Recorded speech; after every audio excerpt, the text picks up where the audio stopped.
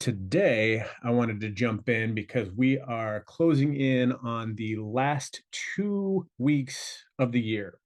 So, what better time than to do a review as well as start planning next year? See, successful leaders, they actually take time to see what they did through the year, as well as they start planning for their future.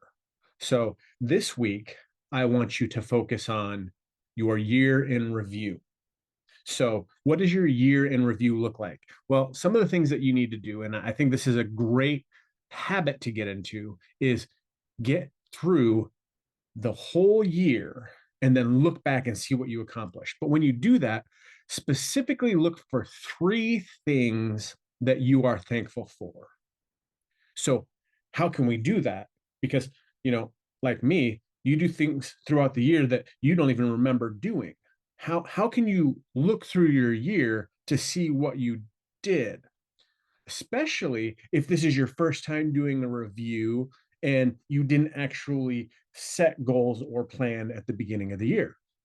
So, what you can do, and this is a really fun way to do it, is go back through your social media memories for the year, or open up your phone and go through your photos month by month to refresh your mind on the things that you did. Why? Because almost 100% of people take photos of the things that they want to remember when they're doing them. Now, I know at least 120% of those are going to be food photos. So maybe not look at those, but the other photos of the things that you've done, the people that you spent time with, the places that you've gone, make sure that you go back through your photos and select some of those things and write them down that you were thankful that you accomplished them this year. Now, another thing that you can do is you can have conversations with those people that you went and did things with to refresh your memory on the things that you did together, the things that maybe they saw you do. And when you're going through this, ask them, how was I different at the beginning of the year to the end of the year? These are some of the things that you can do to help recapture some of the things that you did in the year. So doing a review is great because of the fact that if you have been doing planning, now you have a chance to go back through and see what on your goals list or your planning list that you accomplished. So now you can go back through and, cross them off if you haven't been crossing them off if you did them while you were doing them. The other great thing is it allows you to see what you accomplished and maybe give you a way to review things that you might have been able to do better, more efficiently, things that you could have done that maybe you didn't think you were going to be able to do, and yet you still accomplished them. So that is for this week. This week, spend some time reviewing what you did.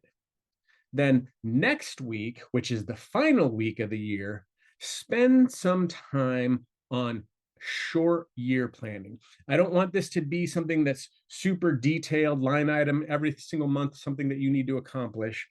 But I want you to take some time and create a short version of what your yearly plan is going to be.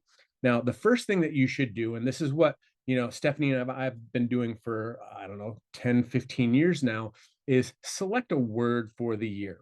Select a Bible verse for the year. Some of the things that you're going to incorporate into your weekly habits, memorizing that verse, understanding how that word is going to apply to your year. And it's one of those things that when you pick it, sometimes it may not actually make sense when you select it. But then throughout the year, you'll see it unfold and it makes sense as you're going through the year. So, first, select a word for the year. Second, a Bible verse for the year. And then start getting into your planning mode. And the first thing you want to do is go back to your year end review.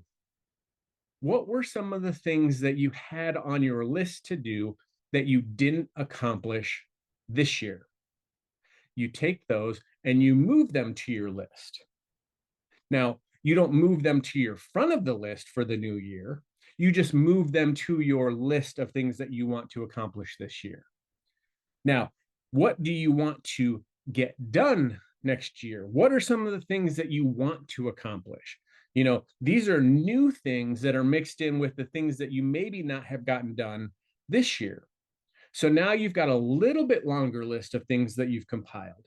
So you've got some of the things that you didn't get accomplished, some of the things that, you have just thought about or discovered or didn't even know were things that you wanted to accomplish until you got through this year. So these are things like new dreams mixed with old dreams, new goals mixed with old goals. So now that you have that put together, figure out which are the three most important or the three that you want to accomplish first. Why is this important? Well, because certain goals have deadlines. Some goals don't. Now, we talk about goals and dreams all the time. Goals are anything that you can control on your own. Dreams are anything that require other people's involvement in order to make happen.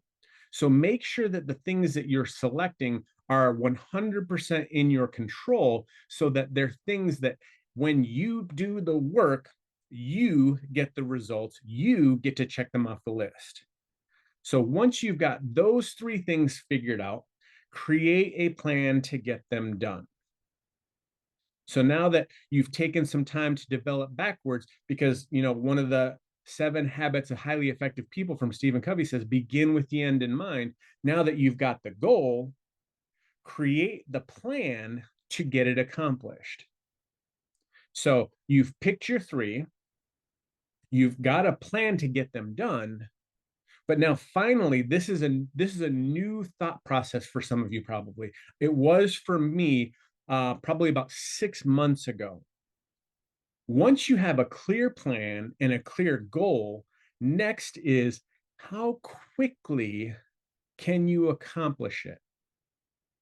What can you do to multiply and get it done faster? One of those things is who can you bring alongside of you to help accomplish it quicker? What kind of things can you put in place to help you get it done quicker? When you start looking for those things, again, we talk about it, and Ed Mylett talks about it all the time. Your reticular activating system, where your brain starts looking for opportunities of how to get it done faster. See, most of the time we think it's just enough to create the plan, and then we start looking for ways to get the plan done. But when you create an accelerator, like how to get it done within a certain amount of time and making that time shorter, it actually gets your brain to focus and uncover things faster than if you just said, I want to accomplish it next year. So, guys, that is the thing that I wanted to leave you with this week as we go into the new year's. One, this week, make sure that you do a year in review, find 3 things that you're grateful for. And then 2, next week, start creating your small, rough plan of what you want to accomplish next year. Get 3 things that you really want to get serious about and get a plan in place, and then figure out how to accelerate that. This will give you additional space to accomplish more in your year. Guys, go out and make it an amazing day, and I hope your day is as awesome as you are.